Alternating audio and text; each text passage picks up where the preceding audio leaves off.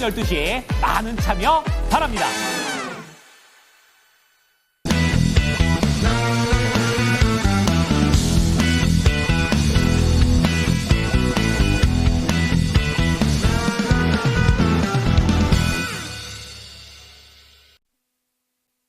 유가증권 시장 1.5%, 코스닥 3% 하락 중입니다. 그럼 오늘 상승하는 종목이 별로 없기는 한데요. 이 가운데서 좀 눈에 띄는 종목 그리고 좀 투자 전략으로 승화시킬 수 있을 만한 6종목 소개해드리겠습니다. 정상시크릿 미래보기입니다. 퍼스트 프라임 리서치 손효로 팀장 만나보겠습니다. 네, 오늘 시장이 녹록지 않습니다. 특징주를 말씀을 드리기 전에 시장 상황도 간략하게 말씀을 드릴 건데 지금 정쟁에 대한 리스크가 꾸준하게 지속이 될 거기 때문에 당분간 좀 지지부진한 장세는 이어질 것으로 판단됩니다. 그래서 어떤 성장주나 가치주에 내가 좀 강력한 매수세를 뒀기보다는 박스권 내외에서 특징이 될 만한 종목들 그중에 좀 안정적인 종목들 위주로 바라보시면 좋을 것 같고 제가 오늘 특징주를 말씀을 드릴 겁니다. 제가 특징주를 말씀을 드리면서도 이러한 특징으로 이런 단기적 움직임이 보여줬다라는 부분들이지 매매 관점으로 봐야 된다 이런 부분들은 아니니까 참고해 주시면 좋을 것 같고요.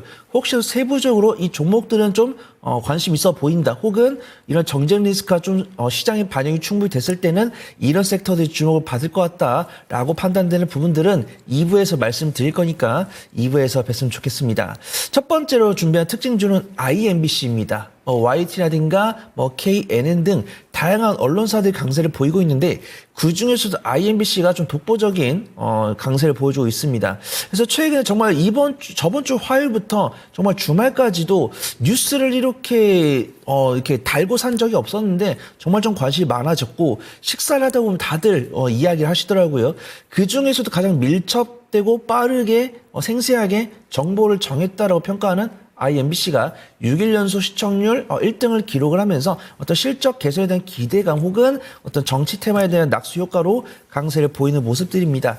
일단 IMBC 같은 경우 시가총액이 1,000억 원이 안 되는 상황이고 지금 매수자 라인 93만 주, 그다음에 외국인과 기관보다는 개인 투자분들 위주로 접근하고 있기 때문에 일간 변동성이 클 것으로 전망이 되고 있고 YTN이나 KNN 같은 경우는 그 후속 타자가 될 가능성이 높아 보인다. 그렇게 평가를 해보도록 하겠습니다.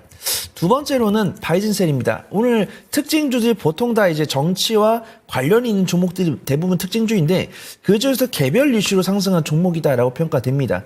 이 면역 항암제 연구개발 사업을 위해서 2021년쯤에 상장을 한 기업인데 최근에 백혈병 치료제로 개발 중인 VT-TRI가 식약처의 치료 목적으로 사용이 승인되었다라는 뉴스로 강세를 보여주고 있습니다. 현재 시가총액은 오늘 플러스 22% 상승한 상황에서 690억이기 때문에 본래 시가총액은 500억 전후다 이렇게 보시면 좋을 것 같고요.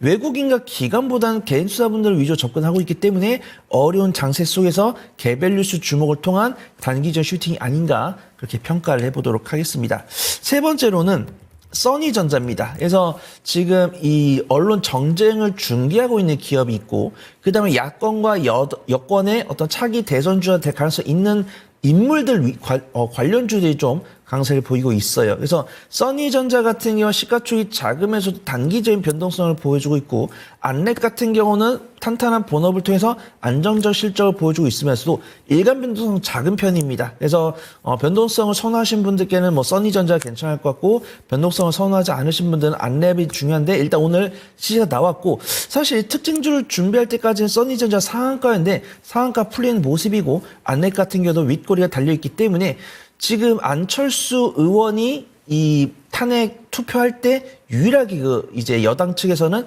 회의장이 남아 있었다. 이런 뉴스를 좀 부각이 받는 모습입니다. 추가적으로 탄핵에 대한 뉴스를 꾸준히 나올 것이기 때문에 그에 따른 안철수 위원의 행보에 좀 영향을 받지 않을까 판단을 해보도록 하겠습니다.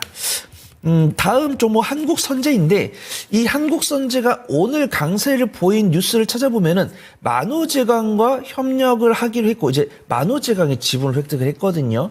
그러면서 이 만호제강과의 협력에 가속 페달이 되면서 실적 개선이 파란불이 일 것이다 라는 뉴스가 오늘 나왔습니다. 근데 자세히 보니까 한국선제가 사실 그 홍준표 대구시장 관련 종목입니다. 그래서 이제 재작년 3년 전에 대선할 때 이제 여권에서 이제 경선 후보할 때 홍준표 시장이 뭐 이야기 나올 때 한국선제가 강세를 보였던 이력이 있는데 한국선제가 오늘 강세를 보이는 모습이고 한국선제 같은 경우는 철강 기업에도 불구하고 흑자를 기록을 하고 있고 시가총액 850억 규모의 어떻게 보이죠? 홍준표 대구시장의 행보에 따라서 단기적인 추가 변동성이 나올 것으로 판단된다. 그렇게 보도록 하겠습니다. 다음 5번째 종목은 단기 트레이딩 좋아하시는 분들께 꽤나 좀 익숙할 종목으로 판단되는 양지사 말씀을 드리도록 하겠습니다. 우리가 이제 수첩에 보면은 두꺼운 이제 껍데기 부분, 이 커버를 만드는 기업이 양지사다라고 보고 있고요. 최대 주주, 주요 주주랑 최대 주주 포함한 지분이 86%이기 때문에 유통 주수가 16%입니다. 그래서 시장이 약세를 받을 때 품절주로서 단기적인 변동성을 보여주고 있는데 지금 외국인의 3개월 연속 순매수가 보여주고 있기 때문에 놀림목 공략을 쓸 때는 상대적으로 안전해 보인다. 그렇게 보도록 하겠습니다. 마지막으로는 오파스넷 보도록 하겠습니다. 어떤 통신 장비 관련 부품을 납품을 하고 있는 기업인데 지금 여당 한동훈 대표의 이제 그 오파스넷 사회이사가 이 한동훈 당대표랑 사법연수원 동기라는 사실 밝혀지면서 관련 종목으로 부각이 되고 있고 사실 뭐 이런 여건과 야권에 대한 어떤 좀 불협화음이 나올 때마다 좀 차기 대권 주자에 대한 힌트로 관련 종목으로 부각이 되는 모습입니다. 오파스넷 같은 경우는 다이도 흑자 기업이고요. 시가총액 같은 경우는 1,300억 규모. 근데 지금 일단 단기적 일간 변동성이 나왔고 외국인과 기관보다는 개인 투자분들 위주로 접근하고 있기 때문에 일간 변동성을 유의하셔야 된다. 이렇게 오늘 특징주 6가지 말씀을 드리도록 하겠습니다. 미리 보기였습니다. 점상 시크릿 본편 10시부터 진행됩니다. 토마토 증권통 유튜브 채널 들어가 보시면은 12시부터 함께 하실 수 있는데요. 이 탄핵 전구 시장 결국에는 유가증권 시장 2,400포인트 이탈을 했습니다. 불안하지만은 그래도 향후를 조금 더 강력하게 여러분들의 포트데이에 효자 역할을 해줄 만한 종목군들, 시장을 이겨낼 만한 종목군 어떤 게 있을지 알아보는 시간 될 테니까요. 이 시간도 많이 참여해 주시기 바라겠습니다. 1시간이 상당히 좀 어렵게 지나갔습니다. 유가증권 시장은 2,400선을 계속해서 밑돌고 있고요. 코스닥 3%대 하락, 여전히 방심할 수는 없습니다. 지금까지 다양한 투자 판단에 대한 도움 말씀드렸고요. 종목의 상승 하락을 보장하지는 않습니다. 장 마칠 때 다시 찾아뵙겠습니다. 고맙습니다.